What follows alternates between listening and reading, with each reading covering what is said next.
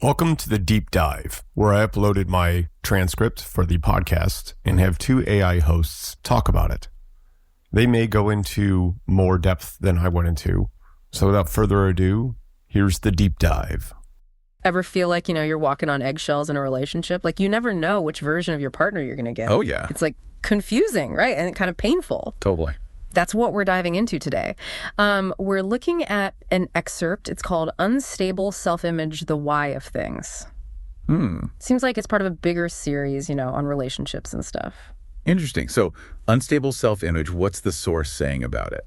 Well, they're focusing on how it affects romantic relationships. Okay. Makes sense. Like how it can really mess things up. And they connect it to cluster B personality disorders. Right. Those are the ones that are like dramatic and, emotional. Exactly. So think narcissistic personality disorder, borderline, histrionic, antisocial, that kind of thing. Have you ever come across those in your own relationships?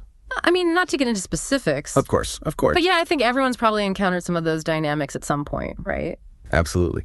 So how does the source actually define what an unstable self-image is? They say it's an inconsistent, fragmented sense of identity. Right. Where your views and how you act, it can change really fast. So it's not just about having, different moods. No, it's deeper than that. We're talking about your core values, your goals, even how you present yourself to the world. It's all in flux. That's intense. What drives these shifts, according to the source? Well, they talk about this need for external validation, big emotional swings, sometimes even just like the situation you're in at the moment. They give any examples of this? Yeah, actually, they share a story, kind of funny but sad too. They got a text that just said, "Do you think I'm pretty?" Oh, wow. And on the surface, it's just a question, but it really shows that deep insecurity, needing that reassurance all the time. Makes you wonder, what does a yes or no even mean in that context? That's a good point. It's almost like you're trying to build on shifting sand, Right. They're searching for a solid sense of self, but they're looking in the wrong places instead of building their own confidence. Yeah, it's exhausting, right? Definitely. And it's not sustainable. So the source then breaks down how this unstable self-image plays out in different personality disorders. Okay. For example, with antisocial personality disorder, which they actually call impulsive disregard disorder. Interesting term. They say it's like a shallow sense of self based on power, control, status, stuff like that. So their identity kind of shifts based on their need to be in charge. Yeah, exactly. They might change what they're doing or even their goals, just like that, if it means they get control back. And it's probably tied to that need for instant gratification. Right. So it's they're always reacting, manipulating the situation, not really thinking about how it affects other people. Exactly. Then there's narcissistic personality disorder, or extreme self-focused disorder, as the source calls it. Okay. So with narcissism, you often see that, big personality, that confidence. Yeah. But the source says it's actually really fragile. They need that constant validation from others to keep it up. So they need the praise, the admiration to maintain that image of superiority. Right. And any criticism, forget it. It totally shatters their whole thing. Their self-image swings between grandiosity and then feeling totally inadequate. Just depends on how others see them. So they might be constantly changing, how they look or chasing achievements, all to get that praise. It's all about keeping up that inflated sense of self and never feeling, vulnerable or less than. Got it. What about borderline personality disorder? Yeah. They call that one emotional intensity disorder. Which, the name kind of says it all, doesn't it? Totally. And this is where it gets really complicated. The source says their self-image is completely tied to their emotions, which, are already intense. Yeah. So their sense of self is changing all the time based on how they're feeling at that moment. 1 minute they're confident, the next they're completely worthless.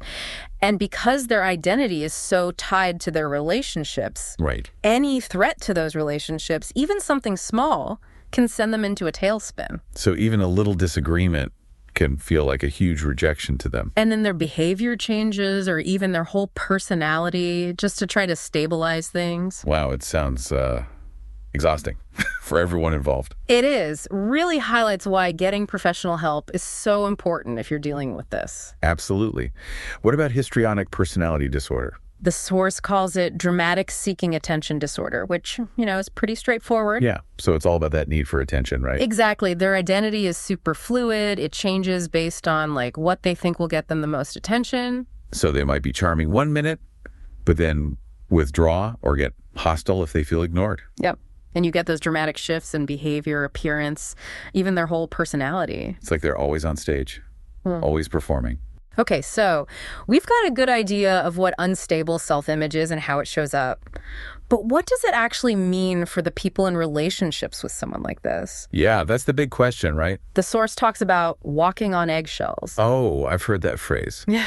What does it actually mean, though? What's it like to live with someone who has this unstable sense of self? It's tough. It's like living in a world where the ground is constantly shifting under your feet. You never know what to expect. Because their moods are unpredictable. It's more than that. Their values, their interests, even their morals, it can all change depending on how they're feeling or who they're with. So you're constantly on edge. Totally. You feel like you can't say or do anything right because you might set them off. It's emotionally draining. The source actually says straight up, if you have to walk on eggshells around a partner, get out. Wow. It's strong advice, but it shows how damaging this can be. Yeah. You can really lose yourself in that kind of relationship. Your own self-esteem takes a hit. And it's important to remember we're focusing on the people around them. But the person with the unstable self-image, they're struggling too. It's got to be so confusing and painful for them. Absolutely. It's like, imagine never feeling sure of who you are. Right. The source describes it as exhausting, full of emptiness, self-doubt.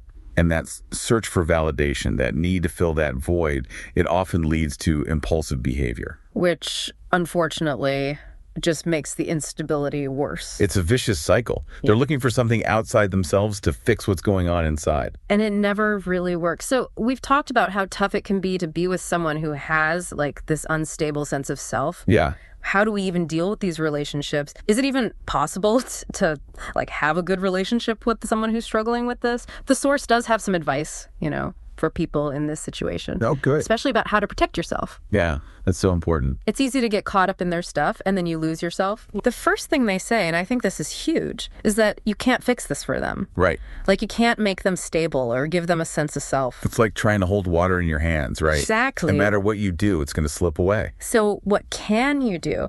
The source really stresses setting boundaries. Oh, yeah. Boundaries. Those are key. It's about deciding what you're okay with and what you're not, and then telling them clearly and consistently. So it's not about controlling them.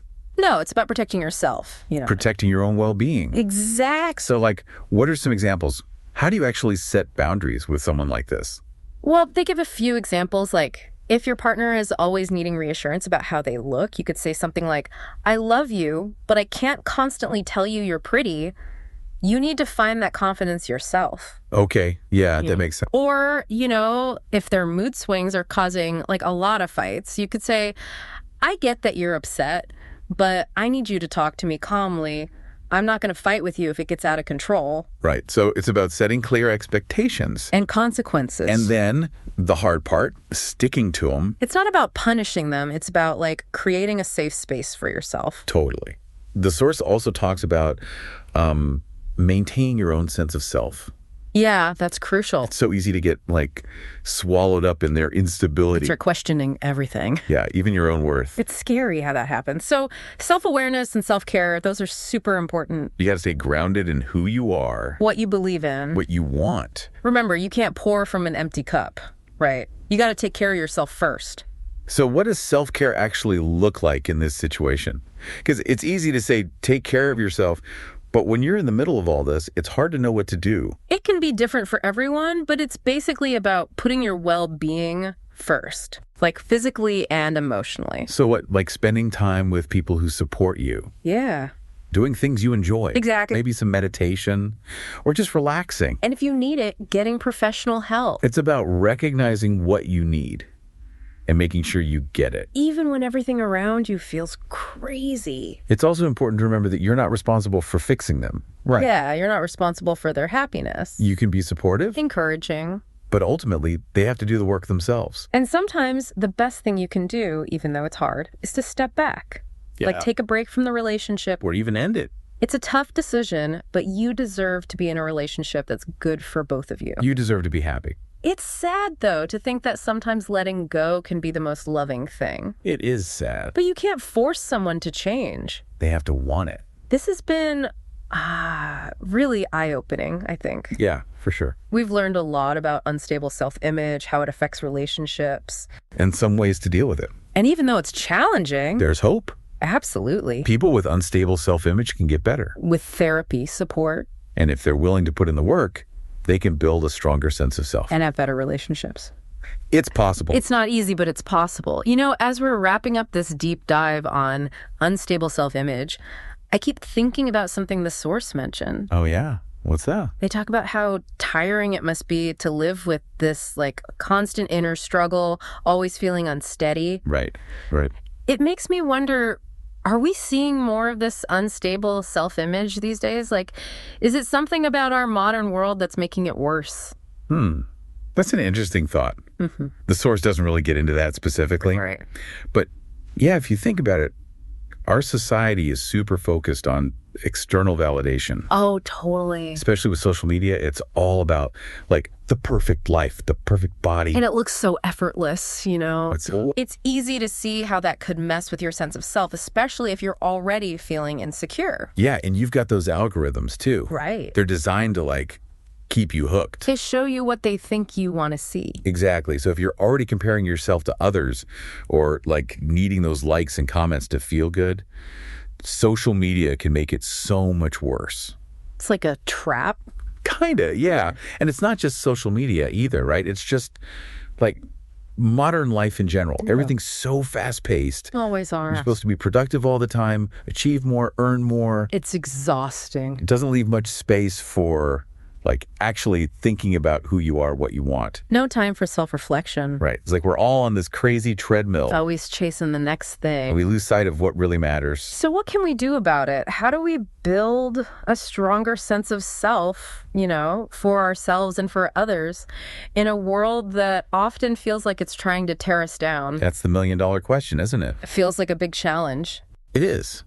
I think it starts with recognizing that, like, internal validation is what matters. More than what other people think. Way more. It's about knowing your own values, setting your own goals, finding happiness from within, you know. Not needing everyone else to tell you you're good enough. Exactly. Maybe it means, like, being more careful about how we use social media. Oh, yeah, definitely. Setting some boundaries, maybe even unfollowing accounts that make us feel bad. And following ones that inspire you. Lift you up. Focus on the good stuff. Yeah. And also, you know, prioritizing those things that make you feel good, those self-care things. Like what? Give me some ideas. I mean, it could be anything, really. Spending time in nature always helps me. That's a good one. Some people like to do something creative like painting or writing. Meditation can be great, or just like taking a bath, reading a book, anything that helps you relax and recharge. Fill your cup, right. Exactly. So you can show up as your best self. This has been a really great conversation. You know? Yeah, I think we've covered a lot. We've explored unstable self-image, how it affects relationships, and even how it ties into like the bigger picture of our society. And it's not all doom and gloom. No, definitely not. There's hope. Absolutely. People can learn to build a stronger sense of self. And have healthier relationships. It takes work. It does. But it's possible. And that's what matters. To all our listeners out there, remember to be kind to yourselves and to each other. Yes. Let's build a world where everyone feels safe to be themselves, you know? Without needing all that external validation. Exactly. Thanks for joining us for this deep dive. It's been a pleasure.